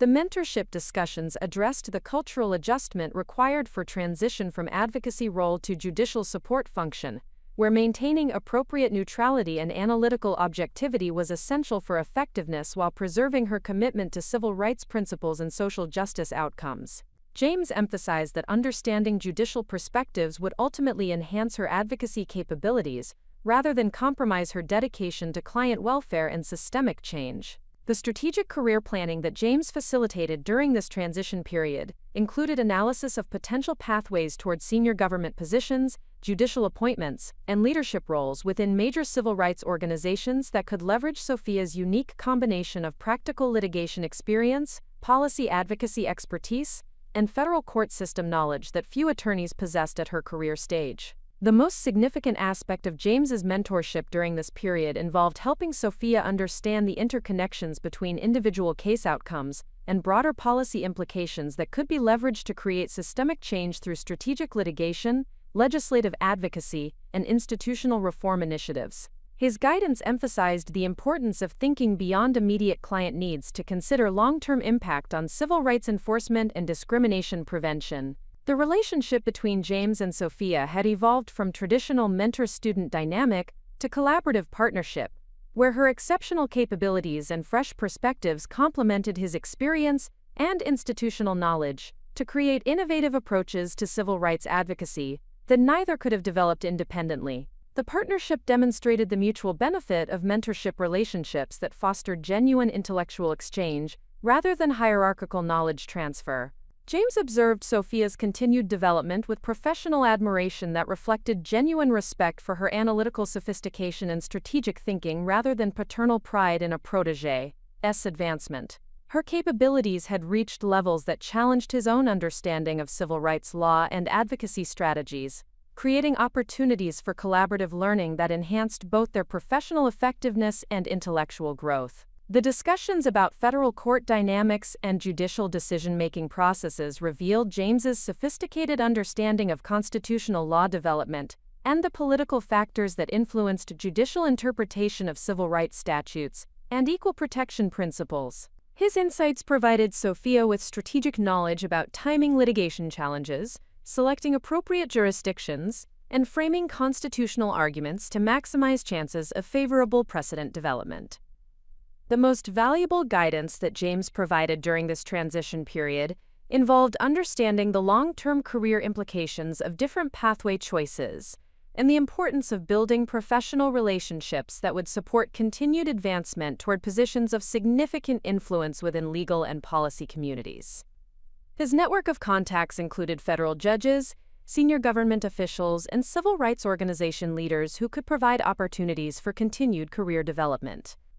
The strategic thinking about Sophia's future career trajectory included consideration of potential judicial appointments that would allow her to shape civil rights law from the bench rather than through advocacy representation. James understood that her combination of practical litigation experience, policy advocacy expertise, and federal court knowledge positioned her as an exceptional candidate for judicial service that could influence constitutional interpretation for generations. The personal dimension of the mentorship relationship had developed into genuine friendship based on shared commitment to civil rights principles and mutual respect for each other's professional capabilities and ethical standards. The relationship transcended typical mentor-protégé boundaries to become collaborative partnership that generated innovative approaches to systemic discrimination challenges through coordinated litigation and policy advocacy strategies. James's guidance during the clerkship preparation also addressed the emotional and psychological adjustment required for transition from direct client advocacy to judicial support role, where maintaining analytical objectivity and procedural neutrality was essential for effectiveness. The adjustment required sophisticated understanding of how to preserve commitment to civil rights principles while supporting judicial decision-making processes that must consider multiple perspectives and legal constraints. The ongoing consultation about complex civil rights cases that James handled provided opportunities for Sophia to contribute strategic insights and analytical perspectives that enhanced case development, while preparing her for return to practice with advanced understanding of judicial reasoning and constitutional law principles. The collaborative case analysis demonstrated the continued value of their professional relationship for both participants. The discussions about professional networking and relationship building emphasized the importance of maintaining authentic connections based on shared values and professional competence rather than superficial social interaction or political alliance building.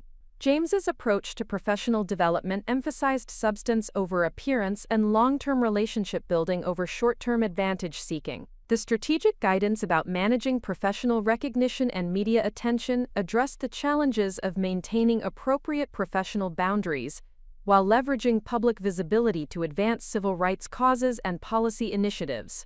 James helped Sophia understand how to use recognition effectively without allowing celebrity aspects to compromise her professional effectiveness or client relationships. The most profound aspect of James's mentorship involved helping Sophia recognize the extraordinary transformation she had achieved since Derek's dismissive rejection, and the validation that her professional accomplishments represented regarding her true capabilities and potential. The guidance helped her understand that Derek's assessment had reflected his limited vision, rather than her inadequate potential or incompatible aspirations. The conversations about personal growth and professional identity development revealed James's understanding that exceptional legal careers required integration of technical competence with emotional intelligence, strategic thinking, and authentic commitment to values that transcended individual advancement goals. His mentorship emphasized the importance of maintaining perspective about success and recognition while continuing to focus on client welfare and social justice outcomes. The transition planning for post-clerkship career decisions included analysis of opportunities within major civil rights organizations, government service, and potential return to James's firm in senior partnership role that would leverage her enhanced expertise and expanded professional network. The discussions emphasized maintaining flexibility while building toward positions that would maximize her potential impact on civil rights advancement. James's recognition of Sophia's exceptional development and potential for continued leadership within the civil rights community reflected genuine assessment of her capabilities rather than charitable support for someone with unusual background circumstances. His mentorship had evolved from developmental assistance to peer collaboration that demonstrated the success of their professional relationship and shared commitment to civil rights advocacy.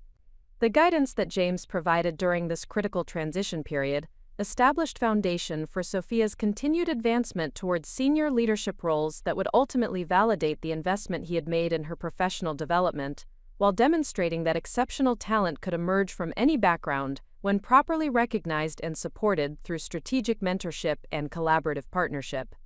As Sophia prepared to begin her federal judicial clerkship with comprehensive understanding of constitutional law principles and strategic litigation approaches, she carried with her the profound appreciation for James's mentorship and the recognition that their collaborative relationship had transformed both her professional capabilities and her understanding of how individual excellence could be leveraged to create systemic change that would benefit vulnerable populations for generations to come. The federal judicial clerkship with Judge Catherine Wu commenced during a period of unprecedented civil rights litigation that would test the constitutional foundations of discrimination law and establish precedents that would influence legal interpretation for decades. Sophia entered the federal court system at a moment when her exceptional analytical capabilities and comprehensive understanding of civil rights advocacy would contribute directly to landmark decisions that would reshape the landscape of equal protection jurisprudence and constitutional law development. Judge Wu had specifically selected Sophia from a competitive pool of candidates from elite law schools based on her unique combination of practical litigation experience, academic excellence, and demonstrated commitment to constitutional principles that distinguished her application from traditional law review editors and judicial clerkship candidates who possessed impressive credentials without comparable real-world experience in civil rights advocacy and systemic discrimination challenges. The clerkship responsibilities extended far beyond routine legal research and opinion drafting to include substantive analysis of constitutional questions that would influence Supreme Court jurisprudence and federal civil rights enforcement mechanisms throughout the judicial system. Sophia's role involved comprehensive evaluation of legal precedents, constitutional doctrine, and policy implications that would inform judicial decisions affecting millions of individuals who face discrimination in employment, housing, education, and government services. The most significant case that arrived during Sophia's clerkship involved a class action challenge to state university admissions policies that systematically excluded qualified minority candidates through facially neutral criteria that produced discriminatory outcomes violating equal protection principles and federal civil rights statutes. The case required sophisticated analysis of constitutional law doctrine, statistical evidence, and educational policy implications that would determine access to higher education for underrepresented populations across multiple states. The legal research that Sophia conducted for the admissions case demonstrated her exceptional ability to synthesize complex constitutional principles, with empirical evidence and policy analysis that provided comprehensive foundation for judicial decision-making. Her memoranda to Judge Wu exceeded traditional law clerk work product to provide innovative legal reasoning and strategic insights that influenced the court's approach to analyzing discrimination claims and remedial authority under federal civil rights statutes. The constitutional analysis that Sophia developed for the case established new frameworks for evaluating discriminatory intent in facially neutral policies, while addressing the intersection of individual rights and institutional diversity goals that had generated significant controversy within legal and educational communities. Her analytical approach balanced rigorous constitutional interpretation with practical understanding of educational access barriers that affected vulnerable populations seeking advancement opportunities through higher education.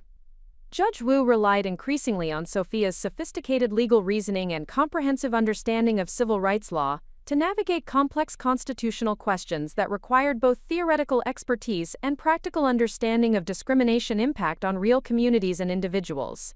The collaboration between judge and clerk exceeded typical working relationships to become intellectual partnership that generated innovative approaches to constitutional interpretation and civil rights enforcement.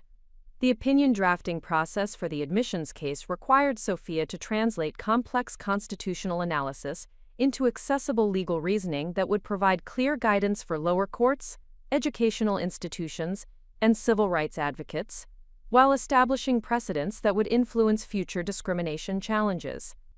The writing demanded precision in legal language, combined with compelling narrative that would communicate constitutional principles to diverse audiences including legal professionals, policy advocates, and affected communities.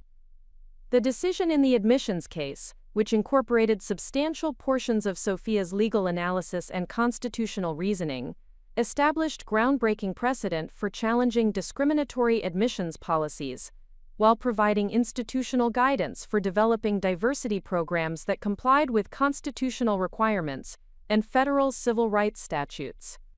The ruling generated national attention within legal and educational communities as an innovative approach to balancing individual rights with institutional diversity goals. The media coverage of the admissions decision highlighted the exceptional quality of the legal reasoning and constitutional analysis that distinguished the opinion from typical federal court rulings on discrimination issues. Legal scholars and civil rights advocates praised the comprehensive approach to constitutional interpretation and the practical guidance provided for educational institutions seeking to address discriminatory practices while maintaining legally compliant diversity initiatives. The professional recognition that accompanied the admissions case success established Sophia as an emerging expert in constitutional law and civil rights advocacy, whose analytical capabilities and strategic insights were generating significant influence within federal court systems and legal policy communities. The recognition reflected genuine assessment of her intellectual contributions rather than novelty interest in her unconventional career pathway from nonprofit advocacy to federal judicial clerkship. The additional cases that Sophia worked on during her clerkship included employment discrimination challenges, voting rights enforcement actions, and housing discrimination claims that provided comprehensive experience with federal civil rights litigation at the highest levels of judicial decision-making. Each case contributed to her developing expertise in constitutional interpretation and strategic litigation approaches that would inform her continued career advancement within civil rights advocacy and potential judicial service. The relationship with Judge Wu evolved into intellectual mentorship that complemented James's career guidance with judicial perspective on constitutional law development and federal court system functioning. Judge Wu recognized Sophia's exceptional potential for judicial service and began providing strategic advice about advancement pathways that would position her for federal judicial appointments within the next decade of her professional career. The discussions with Judge Wu about judicial career development address the political dynamics and professional qualifications that influenced federal judicial appointments, while emphasizing the importance of building comprehensive legal expertise and demonstrated commitment to constitutional principles that would support successful confirmation processes and effective judicial service. The guidance provided realistic assessment of advancement opportunities while encouraging continued development of the capabilities that would distinguish exceptional judicial candidates. The networking opportunities that arose through the federal clerkship connected Sophia with Supreme Court justices, appellate court judges, and senior government officials who recognized her analytical capabilities and strategic insights about constitutional law and civil rights enforcement. The professional relationships established during the clerkship would provide foundation for continued advancement while creating opportunities for input into policy development and legal precedent establishment at the highest levels of government. The speaking engagements that resulted from her clerkship work included presentations at constitutional law conferences, civil rights symposiums, and judicial education programs, where Sophia shared innovative analytical frameworks and strategic insights about discrimination law that influenced legal scholarship and practitioner approaches to complex civil rights litigation. The presentations established her reputation as thought leader, whose perspectives shaped broader discussions about constitutional interpretation and civil rights enforcement. The academic opportunities that emerged during the clerkship included invitations to contribute to law review articles, participate in constitutional law scholarship, and collaborate with legal academics on research projects that would influence civil rights jurisprudence and policy development. The scholarly work provided additional credibility within legal academic communities, while contributing original analysis to ongoing debates about constitutional interpretation and discrimination remedies. The most personally meaningful aspect of the clerkship experience involved understanding how individual case outcomes contributed to broader patterns of constitutional law development that would protect civil rights for future generations, while addressing systemic discrimination through legal precedent that would influence judicial decision-making throughout the federal court system. The perspective provided profound satisfaction that her professional contributions were generating lasting impact beyond individual client representation. The policy influence that resulted from Sophia's clerkship work extended beyond judicial decision-making to inform legislative discussions, agency enforcement priorities, and advocacy organization strategies for addressing discrimination through coordinated legal and policy initiatives. The comprehensive approach to civil rights advancement demonstrated how exceptional individual performance could be leveraged to create systematic change that would benefit vulnerable populations across multiple institutional contexts. The personal growth that occurred during the clerkship included increased confidence in her constitutional law expertise and judicial reasoning capabilities, while maintaining humility about continued learning opportunities and professional development needs. The balance between confidence and intellectual curiosity demonstrated the emotional intelligence and analytical sophistication that would support continued advancement towards senior leadership roles within legal and policy communities. The preparation for post-clerkship career decisions included evaluation of opportunities within major civil rights organizations, government service positions, academic appointments, and potential partnership opportunities that would leverage her enhanced expertise and expanded professional network. The strategic career planning emphasized maximizing long-term impact on civil rights advancement while building toward positions that would support potential judicial appointments within the next phase of her professional development. The reflection on her extraordinary career trajectory during the federal clerkship provided perspective on the transformation that had occurred since Derek's dismissive rejection and validation, that his assessment of her limitations had been fundamentally flawed in ways that were becoming increasingly apparent as her influence and recognition continued expanding within the most prestigious levels of legal and policy communities.